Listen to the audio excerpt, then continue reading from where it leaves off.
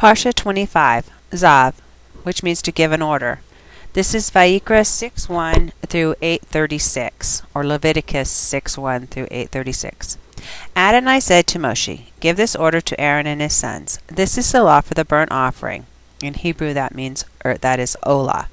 It is what goes up on the firewood upon the altar all night until morning. In this way the fire of the altar will be kept burning. When the fire has consumed the burnt offering on the altar, the Kohen, having put on his linen garment and covered himself with his linen shorts, is to remove the ashes and put them beside the altar. Then he is to remove those garments and put on others, before carrying the ashes outside the camp to a clean place. In this way the fire on the altar will be kept burning and not be allowed to go out. Each morning the Kohen is to kindle firewood on it, arrange the burnt offering, and make the fat of the peace offering go up in smoke. Fire is to be kept burning on the altar continually. It is not to go out. This is the law for the grain offering. The sons of Aaron are to offer it before Adonai in front of the altar. He is to take from the grain offering a handful of its fine flour, some of its olive oil, and all of the frankincense which is on the grain offering, and he is to make this remainder portion of it go up in smoke on the altar as a fragrant aroma to Adonai. The rest of it Aaron and his sons are to eat. It is to be eaten without leaven in a holy place. They are to eat it in the courtyard of the tent of meeting. It is not to be baked with leaven. I have given it as their portion of my offering made by fire. Like the sin offering and the guilt offering, it is especially holy. Every male descendant of Aaron may eat from it. It is his share of the offering for Adonai made by fire, forever through all your generations. Whoever touches those offerings will become holy. Adonai said to Moshe, "This is the offering for Adonai that Aaron and his sons are to offer on the day he is anointed: 2 quarts of fine flour, half of it in the morning and half in the evening, as a grain offering from then on. It will be well mixed with olive oil and fried on a griddle. Then break it in pieces, and offer the grain offering as a fragrant aroma for Adonai. The anointed Kohen, who will take Aaron's place from among his descendants, will offer it. It is a perpetual obligation. It must be entirely made to go up in smoke for Adonai. Every grain offering of the Kohen is to be entirely made to go up in smoke. It is not to be eaten." Adonai said to Moshe, "Tell Aaron and his sons, this is the law for the sin offering. The sin offering is to be slaughtered before Adonai in the place where the burnt offering is slaughtered. It is especially holy. The Kohen who offers it for sin is to eat it. It is to be eaten in a holy place in the courtyard of the tent of meeting. Whatever touches its flesh will become holy. If any of the blood splashes on any item of clothing, you are to wash it in a holy place. The clay pot on which it is cooked must be broken. If it is cooked in a bronze pot, it must be scoured and rinsed with water. Any male from a family of Cohen may eat the sin offering. It is especially holy, but no sin offering which has had any of its blood brought into the tent of meeting to make atonement in the holy place is to be eaten. It is to be burned up completely. This is a law for the guilt offering. It is especially holy. They are to slaughter the guilt offering in the place where the burnt offering, and its blood is to be splashed against all the sides of the altar. He is to offer all its fat, the fat tail, the fat covering the inner organs, the 2 kidneys, the fat on them near the flanks, and the covering of the liver, which he will remove with the kidneys. The Kohen will make them go up in smoke on the altar as an offering made by fire to Adonai. It is a guilt offering. Every male from a family of Kohen may eat it. It is to be eaten in a holy place. It is especially holy. The guilt offering is like the sin offering. The same law governs them. It will belong to the Kohen who uses it to make atonement. The Kohen who offers someone's burnt offering will possess the hide of the burnt offering which he has offered.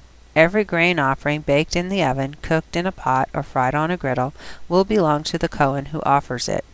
But every grain offering which is mixed with olive oil or is dry will belong to all the sons of Aaron equally. This is a law for sacrificing peace offerings offered to Adonai.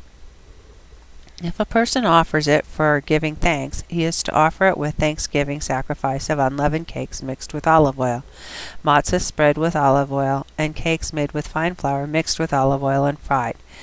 With cakes of leavened bread he is to present his offering together with the sacrifice of his peace offering for giving thanks. From each kind of offering he is to present one as a gift for Adonai. It will belong to the Kohen who splashes the blood of the peace offering against the altar.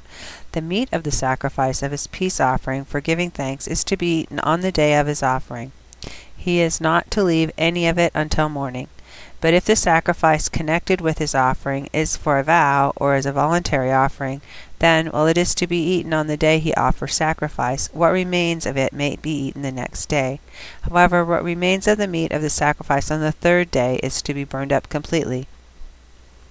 If any of the meat of the sacrifice of his peace offering is eaten on the third day, the sacrifice will neither be accepted nor credited to the person offering it.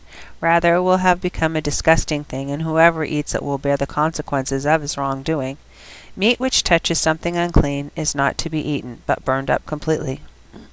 As for the meat, everyone who is clean may eat it, but a person who, in a state of uncleanness, who eats any part of the meat of sacrifice of peace offering made to Adonai will be cut off from his people. Anyone who touches something unclean, whether the uncleanness be from a person, from an unclean animal, or from some other unclean detestable thing, and then eats the meat from the sacrifice of the peace offering for Adonai, that person will be cut off from his people. Adonai said to Moshe, "Say to the people of Israel, you are not to eat the fat of bulls, sheep, or goats. The fat of animals that die of themselves or are killed by wild animals may be used for any other purpose, but under no circumstances are you to eat it. For whoever eats the fat of animals of the kind used in presenting an offering made by fire to Adonai will be cut off from his people. You are not to eat any kind of blood, whether from birds or animals, in any of your homes. Whoever eats any blood will be cut off from his people." Adonai said to Moshe, "Say to the people of Israel, a person who offers his sacrifice of peace offering to Adonai is to bring part of his sacrifice of peace offering as his offering for Adonai. He is to bring with his own hands an offering for Adonai made by fire. He is to bring the beast with its fat. The breast is to be waved as a wave offering before Adonai. The Kohen is to make the fat go up in smoke on the altar, but the breast will belong to Aaron and his descendants. You are to give the right thigh from your sacrifice of peace offerings to the Kohen as a contribution. The descendants of Aaron who offers the blood of peace offering is to have the right thigh as his share. For the breast that has been waved and the thigh that has been contributed I have taken from the people of Israel out of their sacrifices of peace offerings and given them to Aaron the Kohen, and to his descendants as their share forever from the people of Israel. On the day that Aaron and his sons were presented to serve Adonai in the office of Kohen, this portion was set aside for him and his descendants from the offerings for Adonai made by fire. On the day they were anointed, Adonai ordered that this be given to them by the people of Israel. It is their share forever through all their generations.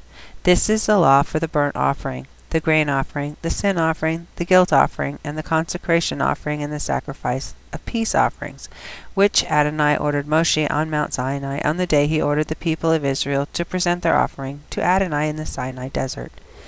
Adonai said to Moshe, "Take Aaron and his sons with him, the garments, the anointing oil, and the bull for the sin offering, the 2 rams, and the basket of matzah, and assemble the entire community at the entrance to the tent of meeting." Moshe did as Adonai ordered him, and the community was assembled at the entrance of the tent of meeting. Moshe said to the community, "This is what Adonai has ordered to be done." Moshe brought Aaron and his sons, washed them with water, put the tunic on him, wrapped the sash around him, and clothed him with the robe, put the ritual vest on him, wrapped around him the decorated belt, and fastened the vest to him with it. He put the breastplate on him, and into the breastplate he put the Urim and the Thummim, and he set the turban on his head, and in front of the turban he affixed the gold plate, the holy ornament, as Adonai had ordered Moshe. Then Moshe took the anointing oil and anointed the tabernacle and everything in it, thus consecrating them. He sprinkled some of the altar 7 times, anointing the altar with all of its utensils, and the basin with its base, to consecrate them. He poured some of the anointing oil on Aaron's head, and anointed him to consecrate him. Moshe brought Aaron's sons, clothed them with tunics, wrapped sashes on them, and put headgear on them, as Adonai had ordered Moshe. Then the young bull for the sin offering was brought, and Aaron and his sons laid their hands on the head of the bull for the sin offering. After it had been slaughtered, Moshe took the blood and put it on the horns of the altar all the way around with his finger, thus purifying the altar. The remaining blood he poured out at the base of the altar and consecrated it, to make atonement for it.